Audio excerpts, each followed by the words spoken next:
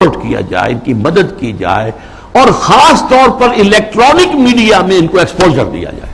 یہ نوٹ کیجئے، یہ ساری چیزیں جو ہو رہی ہیں، ڈانڈے کہاں مل رہے ہیں، کہاں سے آ رہی ہیں ہدایات، کس کی طرف سے پالیسی لائنز جو ہے فکس کی گئی ہیں. میڈیا پر ان کو ایکسپوجر دیا جائے، اس لیے کہ ظاہر بات ہے مسجد میں تو کوئی ان کی بات سنے گا نہیں، کون کھڑا ہونے دے گا ان کو ممبر پر. لہذا ان کے لیے ذریعہ جو ہے اس سے کہیں زیادہ وسیع اب ذریعہ ہمارے پاس میڈیا کا ہے، اس پر ایکسپوجر دو. چوتھے انہوں نے کہا کہ مسلمانوں میں بھی بڑی تعداد ہے جو خالص سیکولر ہو چکے ہیں، وہ تو ہمارے ہیں ہی ہیں. وہ سمجھتے ہیں کہ یہ نماز روزہ ہے تو بس انفرادی مسئلہ ہے، کوئی کرے نہ کرے، لیکن یہ ہے کہ اس کا ریاست سے، حکومت سے، قانون سے، تہذیب سے، تمدن سے کوئی واسطہ نہیں. یہ چار کیٹیگریز میں سے یہ 2+2 ہو گئے. ماڈرنسٹ اور سیکولرسٹ تو ہمارے ساتھی ہیں، اور یہ فنڈامنٹلسٹ اور ٹریڈیشنلسٹ، انہیں ٹیکل کرنا پڑے گا. سب سے بڑھ کر فنڈامنٹلسٹ کو، جو اسلام کو ایک نظام سمجھتے ہیں، سیاسی، معاشی، معاشرتی نظام، اور اس کے بعد یہ کہ یہ جو ٹریڈیشنلسٹ ہیں جن کا کہ اثر و رسوخ عوام کے اندر ہے، تو ان کو جو ہے اپنے باہمی اختلافات میں الجھائے رکھا جائے. اب میں چند مثالیں آپ کے سامنے پیش کر رہا ہوں، اس کے جو مظاہر ہیں. ظاہر بات ہے کہ وہ تو مثالیں تو بے شمار ہو سکتی ہیں، لیکن اس وقت میں چند مثالیں دوں گا. دیگ کا چند چاول بتا دیتے ہیں کہ دیگ کا کیا حال ہے. ہمارے ہاں کے ایک بڑے ابھرتے ہوئے دانشور ہیں، انہیں اب بڑا مقام حاصل ہو گیا ہے، میڈیا میں بھی، سرکاری معاملات میں بھی، کونسل آف اسلامک آئیڈیالوجی میں، اور اسی طرح کے ایک اور دانشور ہیں کہ جنہیں بٹھا دیا گیا ہے سپریم کورٹ کی شریعت اپیلیٹ بینچ میں، وغیرہ وغیرہ. بہرحال وہ جو دانشور ہیں جن کا میں نے پہلے ذکر کیا، ان کی ایک بات سامنے آئی، یہ پردہ وردہ اسلام میں نہیں ہے، یہ کوئی مستقل حکم نہیں ہے، یہ تو ایک خاص زمانے کا کلچر تھا، کلچر ہے صرف، اس سے زیادہ اس کی کوئی اہمیت نہیں.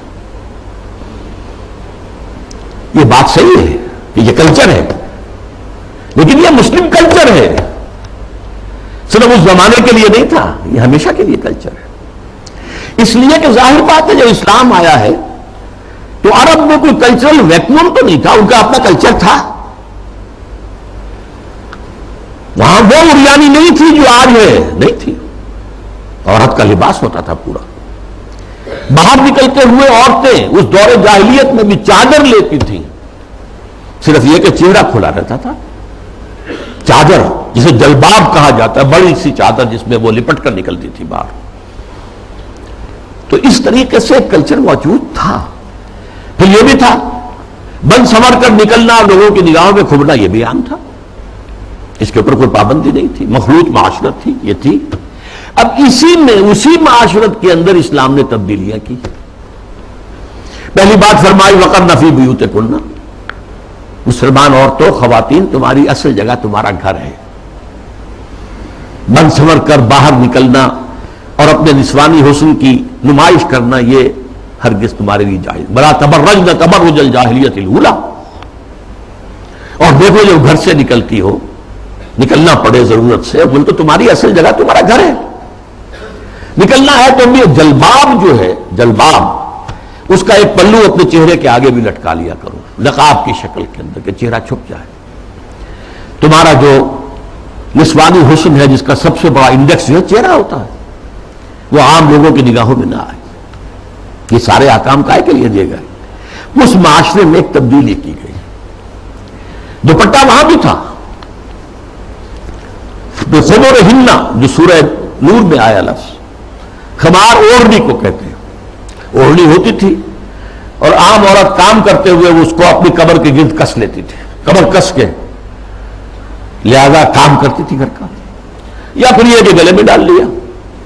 سر کو ڈھانپنا، اور خاص طور پر جو اپنے سینہ ہے، سینے کو اس کے کور کرنا، یہ نہیں تھا. اس میں کہہ دیا تم اپنا جو ہے سر بھی ڈھانکو، اور وَضْرِبْنَ بِخُمُرِهِنَّ عَلَىٰ جُيُوبِهِنَّ، اپنے گریبانوں کے اوپر اپنی اوڑھنیوں کے بکل مارو، تاکہ جو عورت کا نسوانی حسن ہے اس میں ایک بہت بڑا حصہ یہ بھی ہے، اس کو مزید چھپا.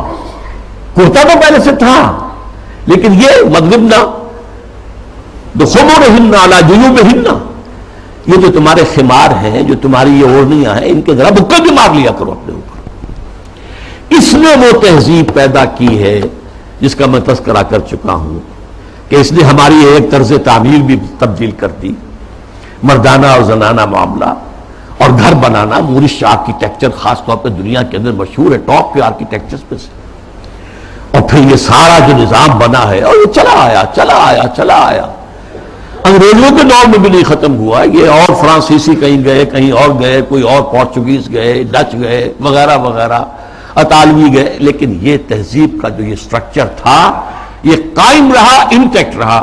اب اس کے خلاف جو مہم ہو رہی ہے وہ میں آپ کو بتا چکا ہوں کہ عالمی سطح پر ہے. جیسے یہ پردے کے معاملے میں، یہ پردہ جو کہ میں نے ایک بڑی مفصل تقریر کی تھی، پردے 4 ہیں، ایک نہیں 4. پہلا پردہ جو ایک پورے کرٹن کی طرح گویا کہ ہمارے پورے معاشرے کے اندر تنا ہوا ہے، وہ سیگریگیشن آف سیکسز، عورتوں اور مردوں کو علیحدہ کرو، مخلوط معاشرت نہ. دعوت ولیمہ ہو رہی ہے تو ایک طرف عورتیں ہیں، دوسری طرف مرد ہیں، مخلوط نہیں. لیکن اب مخلوط بھی ہوتی، وہ تو جدید تہذیب جو ہے جیسے جیسے پھیل رہی ہے. اور کمال یہ کرتے ہیں کہ دولہا اور دلہن کو سجی سجائی دلہن کو لا کر جو ہے وہ وہاں پر اسٹیج پر بٹھا دیتے ہیں. بڑا کینسر جو ہے وہ آگے سے آگے بڑھ رہا ہے. پہلا پردہ سیگریگیشن، ٹھیک ہے، کوئی کام کرنے کی پابندیاں نہیں ہے، تعلیم حاصل کرنے پر پابندی نہیں ہے، لیکن یہ کہ سیگریگیشن کے ساتھ ہوگا جو بھی معاملہ ہوگا. میں تفصیل سے کر چکا ہوں، وہ میری تقریر کے ویڈیو بھی ہیں، آڈیو بھی ہیں وغیرہ وغیرہ، اور شاید وہ کہیں مضمون کی شکل میں میثاق میں چھپ بھی چکی ہو.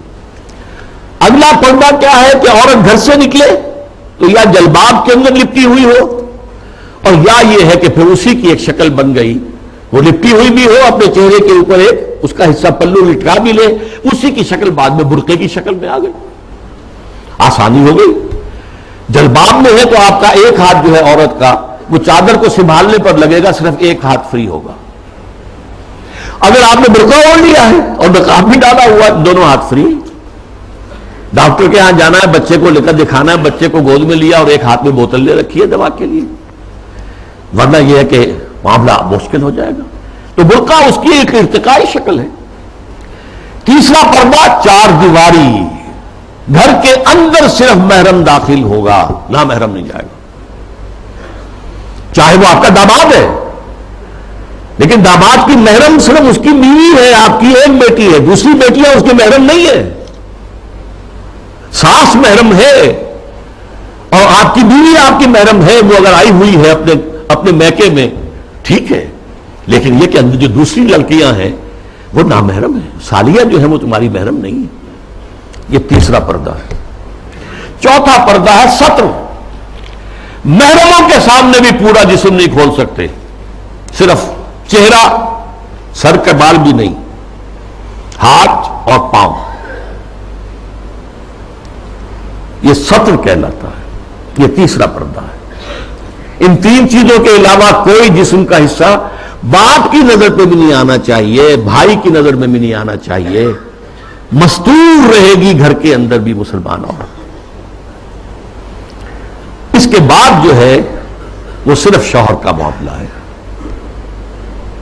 یہ 4 پردے ہیں اسلام میں. اس تہذیب کی بنیاد آج اس کی دیکھ کنی کی جا رہی ہے، ختم کیا جا رہا ہے، اور یہ ماسٹر سٹروک ہے.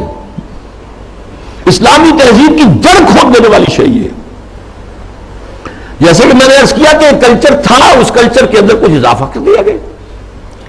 ایسے ایک مثال حج کی ہے. حج تو جاہلیت، دور جاہلیت میں بھی ہو رہا تھا، بس یہ تھا کہ تلبیہ میں انہوں نے شرک شامل کر دیا تھا. لبیک اللہم لبیک، لبیک اللہم لبیک، لبیک لا شریک لک لبیک الا شریکا تملکہ وما ملک. میں حاضر ہوں پروردگار، میں حاضر ہوں، تیرا کوئی شریک نہیں سوائے اس شریک کے کہ جس کا تو ہی مالک ہے، اس کے پاس جو اختیارات ہیں وہ بھی تیرے ہی اختیار میں. یعنی وہ جو عیسائیوں کی تثلیث ہے 3 میں 1، 1 میں 3، تو اس تلبیہ میں توحید بھی ہے اور جو ہے شرک بھی ہے، وہ ختم کر دیا گیا. اب تلبیہ کیا ہے؟ لبیک اللہم لبیک لبیک لا شریک لک